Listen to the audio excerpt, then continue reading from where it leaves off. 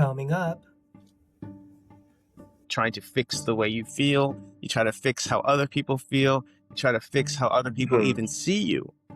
So talk about wanting control and not having any of it. I would say, why is it so important to you to always have this happy, bouncy persona? Or why is it so important to always feel like that? Actions speak louder than words is 1000% true.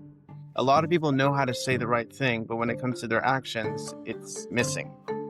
So I think if you really focus on... You're listening to the Zhen podcast, a show focused on mental, physical, and relationship health. Each episode features conversations with different guests who share real-life experiences that could be from their own journeys to the work they've done with their clients.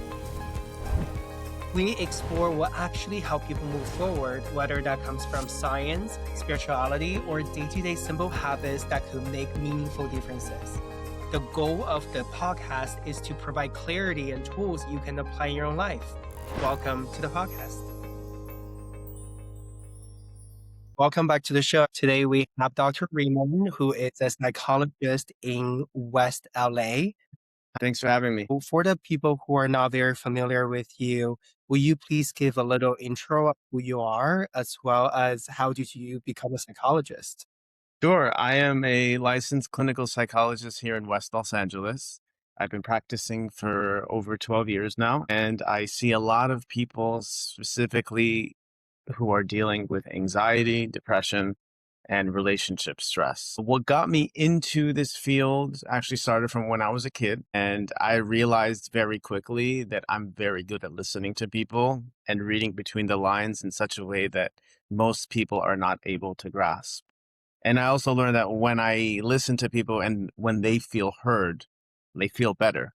So it was just a perfect marriage. I feel like I can relate to that. I definitely love to listen to people and I can read between the lines too. But it seems that you actually have a specialty in anxiety. I'm experiencing anxiety right now. And I think the coffee I had this morning definitely did not help.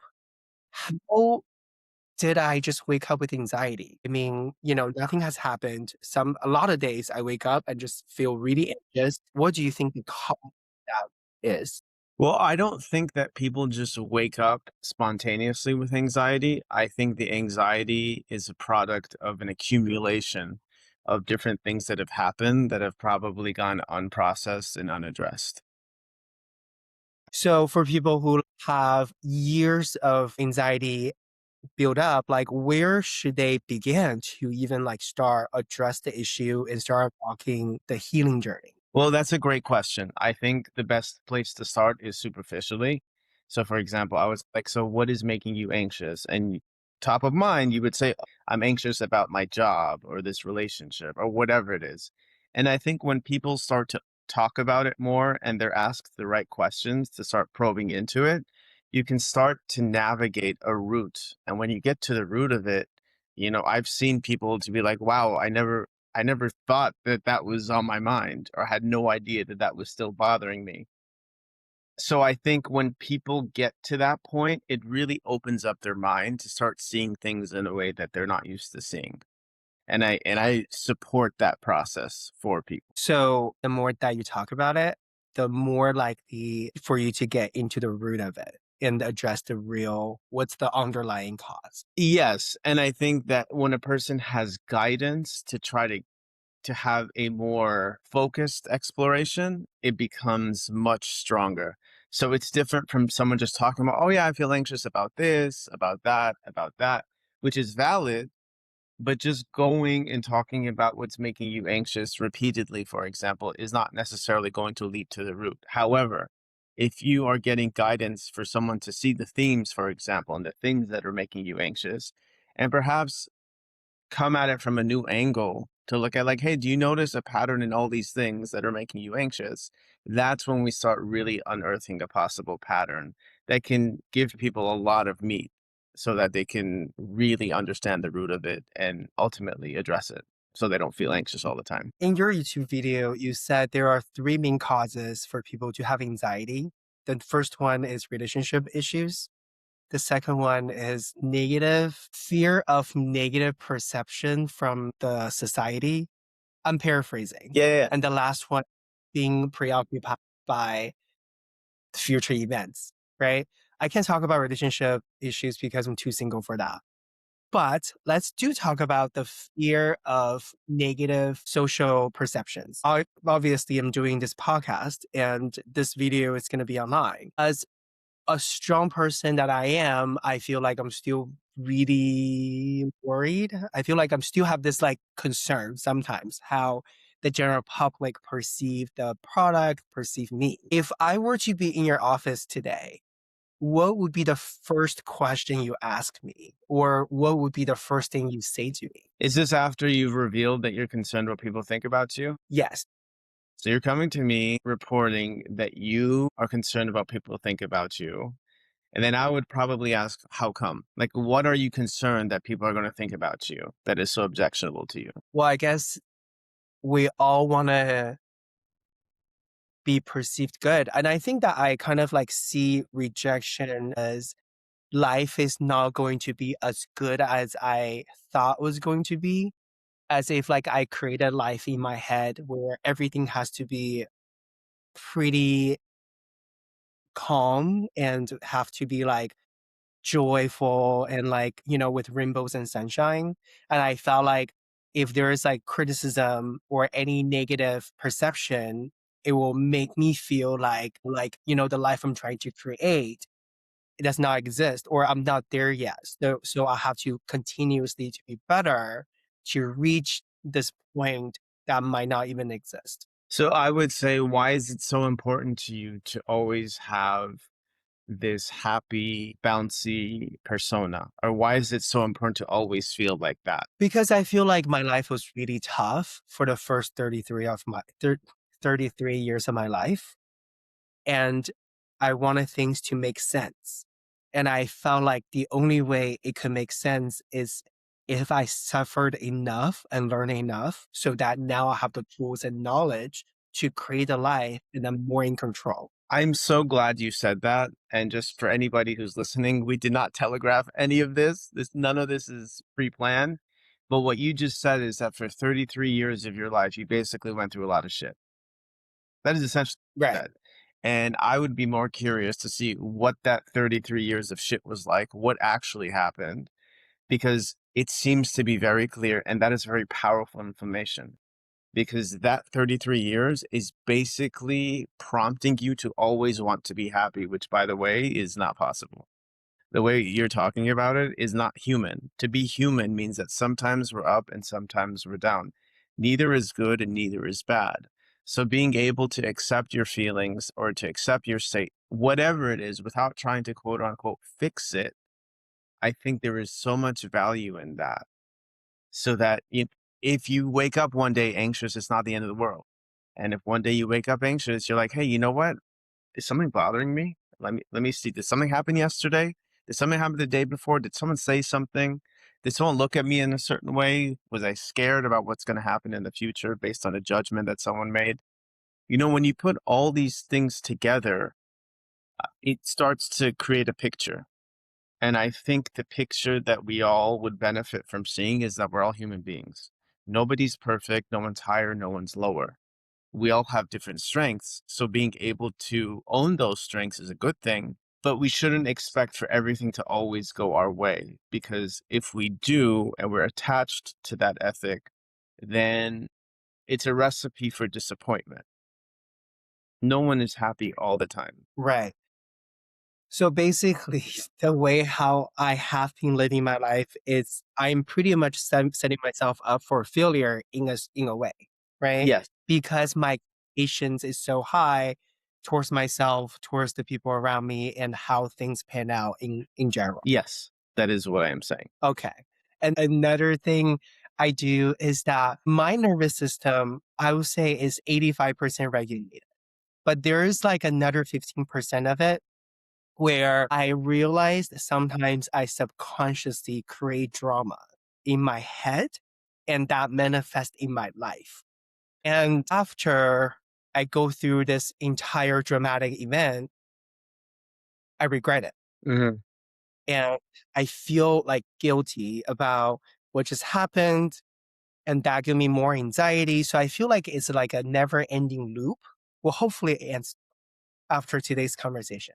But why do you think that it's so hard for us to get out of the loop and like we know that we don't want to be anxious, but there's a small part of us to look for it?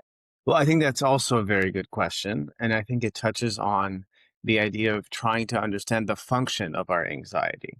So, for example, if somebody is anxious chronically and it happens for a long time, they don't mean to do it. I don't believe they're intending to be anxious, but sometimes we get what's called a secondary gain from anxiety. So, you kind of alluded to the fact that sometimes you may be subconsciously seeking drama. It would be a very interesting exploration to see what the function of drama is in your life. I have worked with people who have made such an admission, and it's usually a relief in a way when they start to admit, oh my gosh, like I have been seeking drama. But then the work really begins to see, okay, if you have been doing it, why do you think you've been doing it? What purpose does it serve? And you can't say that it doesn't serve a purpose because people are very smart. I believe people are inherently very intelligent. We don't do anything unless it works out for us in some way. So to be able to ascertain what the purpose behind that drama seeking behavior is, I think is gold. Right. In your video, you also talked about like there is like an illusion of control, right? When you're having anxiety. And I, as a certified overthinker, I can see how creating drama in my life, causing anxiety so I can overthink about it is like a personality of mine Mm. developed over time because it gives me a sense of I'm safe, even though it almost seems like the opposite, right? Like when you are having anxiety, you're actually feeling not safe. But for me to overthink about it, I actually were able to kind of understand my strength, like how much I've been through in life and replay those experiences and to convince myself like, okay, I can do that. I can do this. And also give me a chance to like be very grateful for all the resources I have, as well as how I have handled life and how everything panned out. So I think in a way, it's like a character building process for me. It like helped me to strengthen like my capability on how to manage different areas of my life. So I think that you're right. Like it does serve a purpose, but I do feel like I lived 10 lives by now. And I'm like literally in the first, I don't know, quarter, first one third of my life. Yeah. I'll live to 100. Yeah. Look, I think that says a lot about your life and what you've been through. Because usually the people who become anxious and controlling in life are people who are reacting to a past that felt very powerless and out of control. So what ends up happening is that if you feel very out of control, especially beginning in childhood, if you've had exposure to like very traumatizing or invalidating environments, that makes kids feel very out of control. And to the extent Hmm. that that's not addressed, what ends up happening is a lot of times people will try to overfunction or overcompensate throughout the rest of their life to try to feel like I'm in control, motherfuckers. It's like, no, but you're Hmm. really not because you're trying so hard to prove that you are in control that it's actually proving that you're not in control. You Right. follow what I'm saying? Yes, that is so fascinating because you know how like people always say, whenever you get triggered by something, that's no, actually, that's not what they say. What they say is whenever you see something in someone and you don't like, that's a trigger for you. Hmm. And I feel like for the longest time, I absolutely cannot stand people who try so hard in life. Hmm. And I realized maybe because I actually try pretty hard, but then like I don't accept that part of me because there's also part of denial in certain areas of my life where like I don't want to see it. Like I don't want to think about it. I just feel this emotion and I can put a name on it. Hmm. But what somebody showed me how anxious they are and how they're overcompensating on something that make me feel inadequate. Right. So I get triggered and I have more anxiety for them and probably for myself too. That makes a lot of sense. And I think it speaks to how aware you are about your own psychological process. And I think you're on the money. I think you hit the nail on the head. I think that when people start to see aspects of themselves and they get fixated on it, like that is a sign that maybe you got something, like that is mirroring back something in you. However, when you get to the point where you could see someone overthinking and it doesn't really sway you that much, you could just keep walking. Like that's when you know you're in a good place. You're not putting them down. Instead, you're just realizing that, hey, they have a right to be overthinking. They have a right to feel out of control. There must be something that they're going through. And it's not necessarily me, and I don't have to take responsibility or try to fix anything. And I use that term very intentionally, fixing, because I think one of the qualities that people with a lot of anxiety who overthink a lot is that they try to fix a lot, starting with trying to fix the way you feel. You try to fix how other people feel. You try to fix how other people even see you. So talk about wanting control and not having any of it. It's just like constantly running on a hamster wheel. Right. So how can I get off? I definitely feel like I'm pretty good, like majority of the time, but there are still situations where I feel I'm performing a little bit. And like, according to my therapist, I think I might do this more than I realize. But like, from your perspective, if a person wants to no longer, I don't know, is it possible to not be anxious at all? I think we can have periods of having very low to no anxiety. Like how long? Like few months or like a few days? I think at least a few days. Okay. So how do we get there? I think, Like what? How, well, I think it would require a fundamental rewiring of your brain and your nervous system, which takes time, which I think could come as a product of kind of what we're talking about, but doing it more routinely, like really starting to identify and examine the underlying root causes of why you get anxious when you get anxious. Because we're not always anxious. Usually people are Mhm. always anxious. So to be able to draw a thread and to connect the dots to see what is it, what are the points that make me anxious? I think that can open up a lot of opportunity to see I'm very insecure when it comes to this, or I feel very self-conscious, or I feel very unsafe. And I say unsafe because fundamentally I think anxiety is about feeling unsafe. We don't feel safe in our body. We don't feel safe in ourselves. We don't feel safe in the world. We don't feel safe in our community. So this anxiety can constantly lead us to like frantically run around, do whatever we need to do so we can feel that semblance of control that you alluded to. Because control is something we all want as people, but no one actually has complete control. So you see, if Right. people are expecting to be in control all the time and they never meet that, then that is a recipe for getting fucking themselves over 10 times over. Um, and something that makes this actually very hard is we live in a society and a world that is constantly telling people that you have to work harder, you have to do better. There's always someone going to do it better than you. So it kind of, Mhm. in a way, it exploits people to just constantly be anxious and to constantly strive harder because, people who are anxious buy stuff more. It makes the world run when people are very anxious.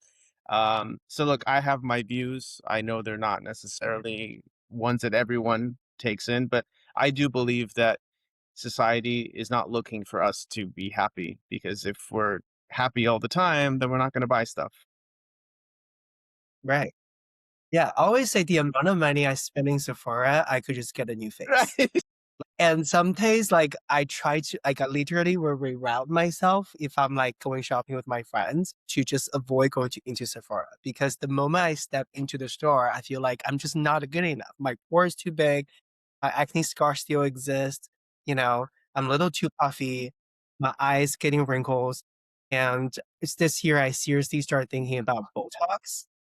And I was like, it's time. It's time for me to like invest in that. And I heard on the video is like it kills the empathy center. Hmm. And I'm like, you know what? That's okay. That's okay. I'm good. Like that's actually where I'm heading in life because I felt like I spent so many years doing therapy sessions, like 6 years. And I learned so much. I'm never good enough. I'm always trying to be better. I listen to different podcasts. I read different books. And at one point, I just got really exhausted. And I just don't really think that I should change anymore. Hmm. I think whoever I date, my friends, you guys go to therapy. right? Because I mean, there's just like people are suffering alone and they don't really know like how to get the help they need. So some of them don't even get a help.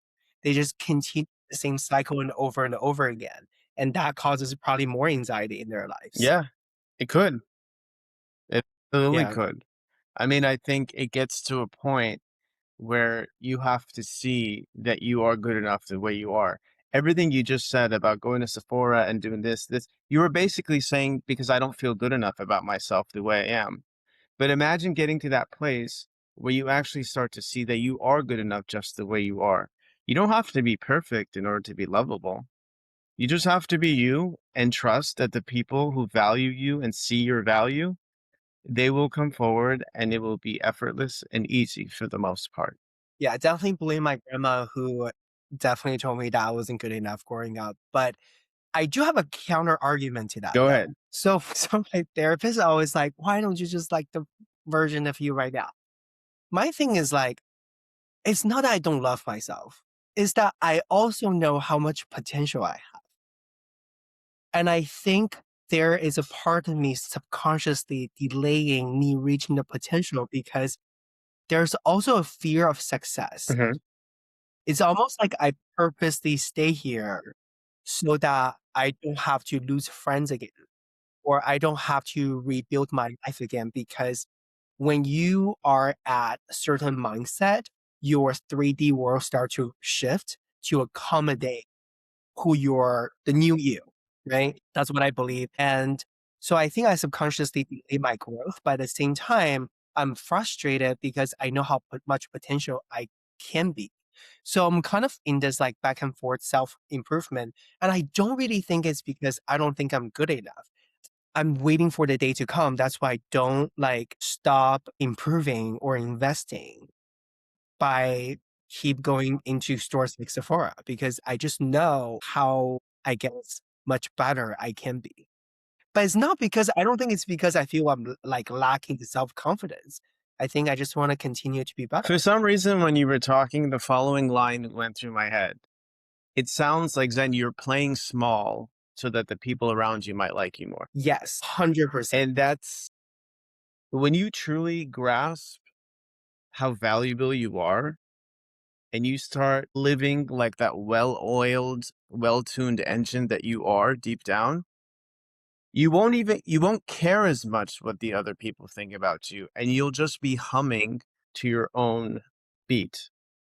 Now, that is a very unpopular thing for people to do because people don't like rejection and you might be ostracized. But imagine getting to that point where you literally stop caring so much what other people think. You'll notice it, but you're going to be so in tune with your aligned self that you're just going to do what you want to do in a manner that makes sense to you. Look, I don't think you're going to become an asshole. I don't think you're going to put people down when you get there. Instead, your fuel will go from anxiety and fear of what will happen if to, wow, I'm a very good person. Premium gasoline, 98 octane. You're strong, you're powerful, and you just glide. You just glide. It doesn't mean you'll be lazy. It just means your fuel source will be different, which you'll probably slow down, but you'll be more efficient because you won't be wasting so much energy on overthinking and overguessing stuff. Like you probably don't realize how much energy you waste when you overthink. And I'm not saying this as a value judgment. It's just in the nature of people when they get very anxious and they overthink a lot, you can't see things very straight. Like if you think you're doing great, you have no idea. Like if you're a great performer with this much anxiety, just imagine the shit you could do when you remove that anxiety. It'll just be incomparable. Dr. Raymond, let me tell you, I am very aware how much energy I am wasted on overthinking and overanalyzing. As a matter of fact, this morning, as I was having anxiety attack while drinking coffee, I actually thought about it. I was like, dude, you just need to like get it together. Okay. You just need to like, whenever you think of something that you're worried about, just take a deep breath, like just let it go. Don't even emphasize on this, whatever that thing you're thinking about, because there's always a new topic that you can overthink about rather than I should probably spend majority of my time think about something I do want because I definitely feel whenever we overthink is something that we don't want. And then it manifesting our life, which is not good. Do you believe in manifestation? It depends what you mean by manifestation. Okay. I mean, what do you believe in? Tell me first. I I'll, believe that yeah, we have agency to identify what we okay. love and to pursue it with all our effort that we think is valuable. However, I do not believe that we as humans control our outcomes 100%. Meaning that sometimes people will say, oh, if you do this, then this outcome is guaranteed. I think that's bullshit because the nature of a human being is that we're finite and we don't have as much control as we are told that we do. So I think when a person stays in their lane and just does them, that allows the universe to do whatever it's supposed to do. Hey, what if that thing I really want, for example, they say like manifest that person if you want it. What if that person is not the best for me? Do I really want that manifestation to truly manifest? I don't think so. I mean, I wouldn't. If something is not good for me, no matter how much I want it, I wouldn't want that thing to happen.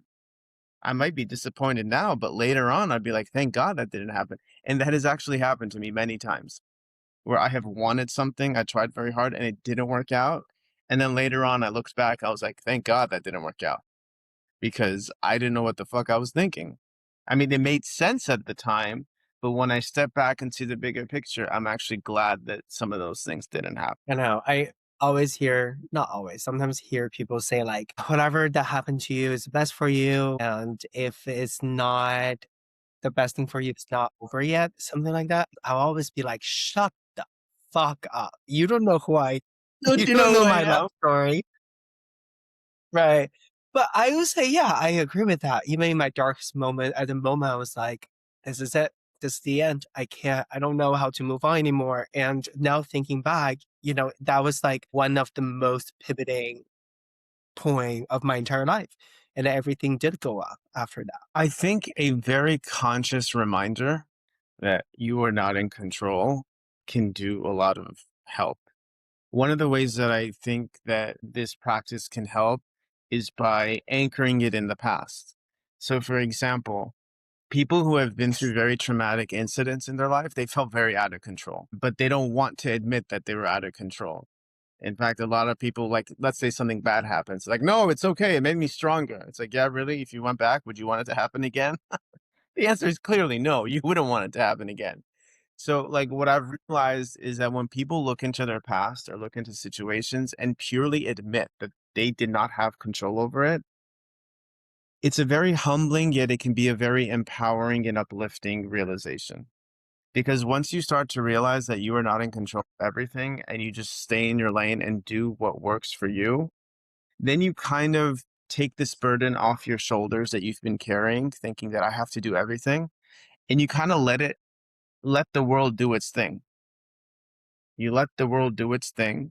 And it turns out the world can do stuff that we can't fathom. I mean, I don't know if it's happened for you before, but I've had many instances where, again, like I thought the right thing to do was this, or this was the right outcome.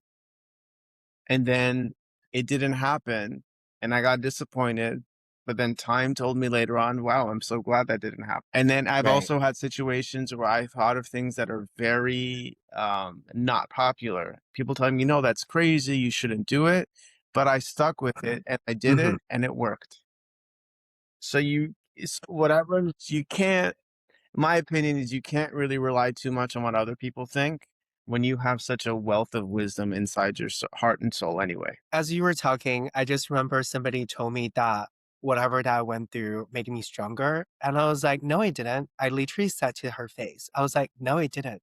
Like it broke me and gave me seven different personalities. Like you don't, it might make you strong, but I don't think we should project those type of experience onto people.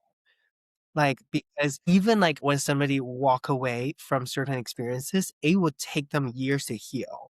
And maybe, and this is not even like in my control, it like maybe one day they'll be like, this makes sense, but that's not guaranteed. And I think that's something like really annoys me when people just bypassing everything and make everything look so great. Like, it's not. I mean, it's fine, but like, it's not horrible, but it's just not like, this gonna go back to like earlier, maybe just accepting the fact that life does have up and downs and it doesn't have to be always so great.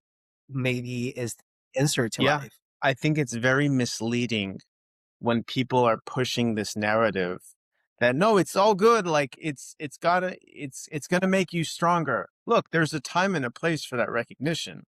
But when someone is hurting, that is not the time to say that. Like maybe down the line they'll come and see it, but when someone is hurt, I think the best intervention is simply acknowledgement and having understanding for the person's predicament. Because think about how many times people have lacked that. When people start putting on this posture of like just be strong and everything is wonderful, a lot of times I think that that is a reflection of their own projection of what they have told themselves in times of calamity. Think about when a kid is fallen or when a kid is upset. You don't say, "Hey, be happy, like everything's fine." I mean, I think a lot of people do, which I think is wrong. But I think the healthier way to approach it Right. is like really get to that kid's level and acknowledge that what they're going through is difficult. Because actually, when you do that, you are validating their experience in real time. You want to talk about how overthinking begins or second guessing begins? I believe that it starts when you're very young and you have an experience, and then your outside world tells you the opposite. Now, as a kid, you think to yourself, no, this is what I feel, but mommy or daddy can't be wrong. So now they're stuck with two polar opposite positions and they don't know how to make sense of it. All they know is that what the outside person said is right, but what they feel on the inside is contradicting what the person on the outside said. So this is where this confusion begins. And that's why in a lot of therapy, at least the one I do, is like really getting to the heart of the matter to see like, what did you experience? Basically, fuck what other people think. Let's get to your authenticity and see what happened to you. What did you think about it? How did it make you feel? And what did you want to do? Not what did they want you to do or what was expected of you, but what did you individually want to do? I love it. I recommend therapy to everybody. And I think that like even when you don't have like a major issue, just be able to talk out loud. Like I see my therapist every week.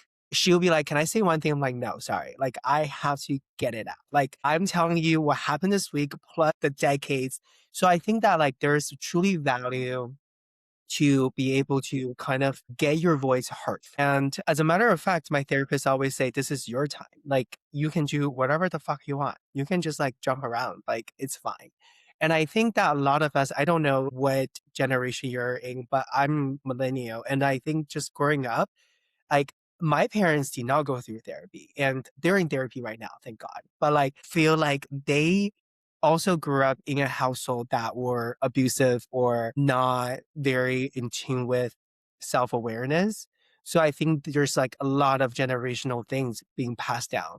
And I'm not gonna lie, like I'm in therapy because I want my kids to have a better life and not like have me to recycle everything that I've been through onto them so that they can be better You human want to know beings. an even better option? Just a small suggestion.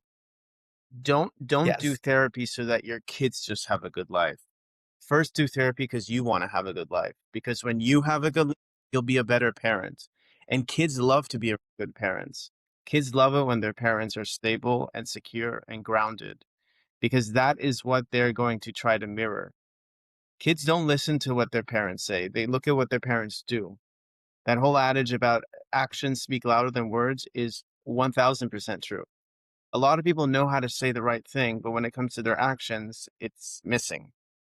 So I think if you really focus on, I want to do it because I want to become a better person, because I want to not be anxious all the time. I want to be more poised. I want to have more confidence.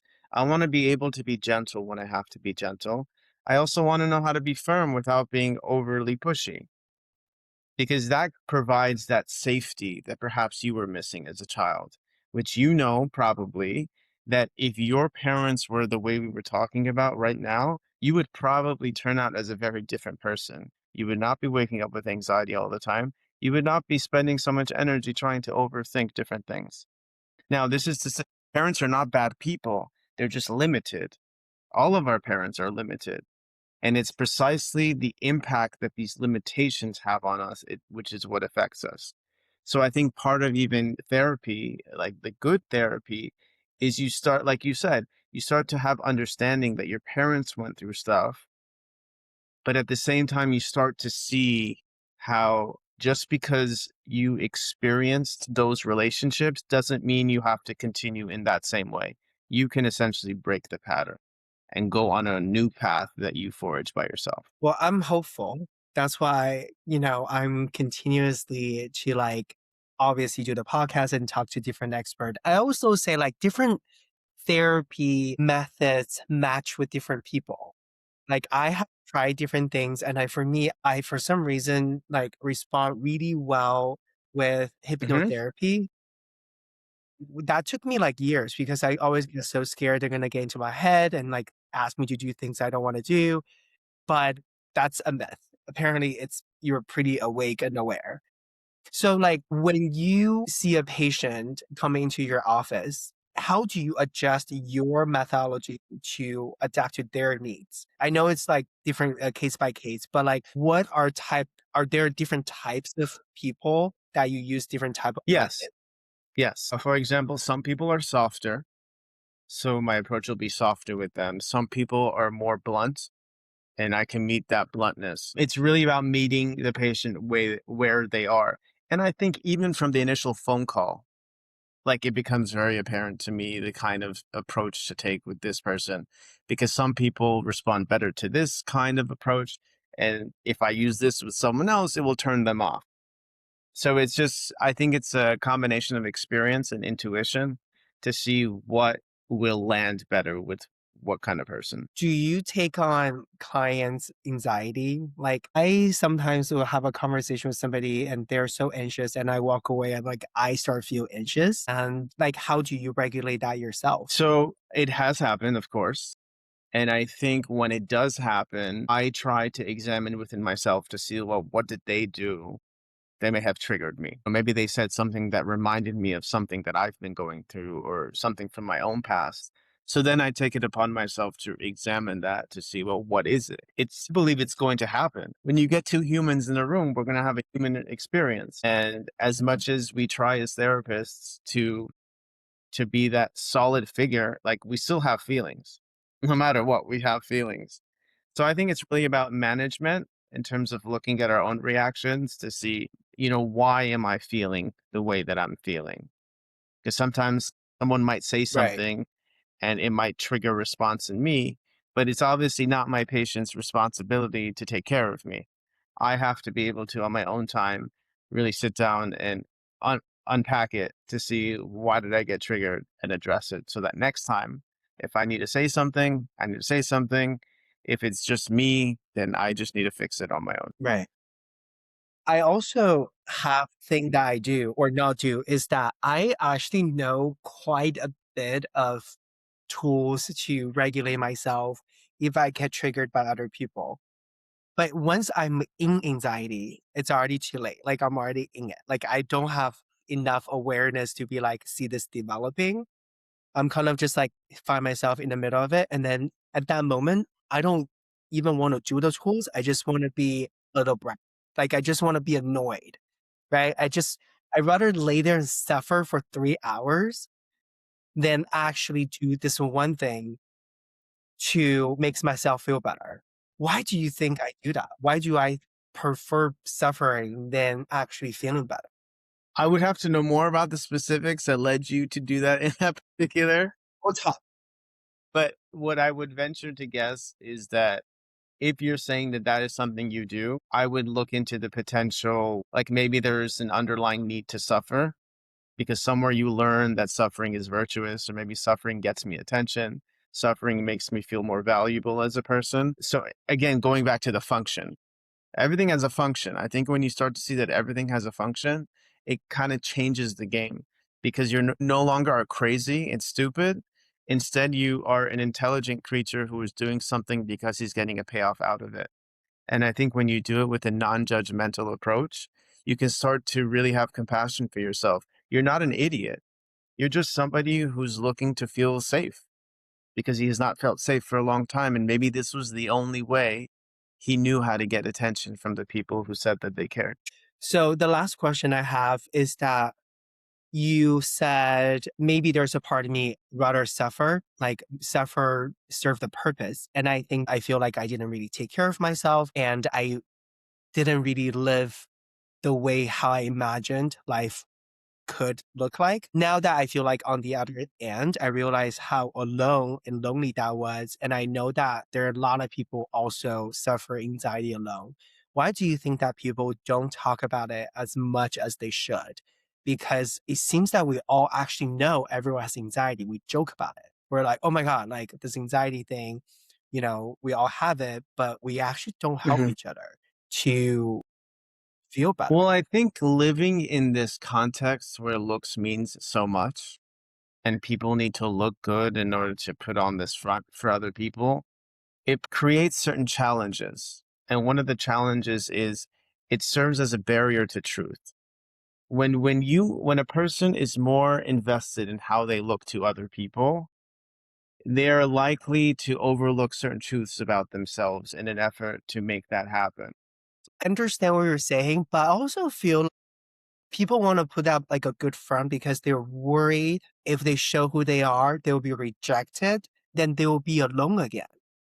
So I think there's like a risk factor there. They'd rather suffer alone than almost lose everything once again that they built, spend hours and, all the resources to create a life that makes sense in their head. But then they're like, I rather have this because I'm already so alone. I can be abandoned again. And I think that's how I used to feel every time it breaks my heart. It breaks my heart to have to walk away from something that I spent so much energy on.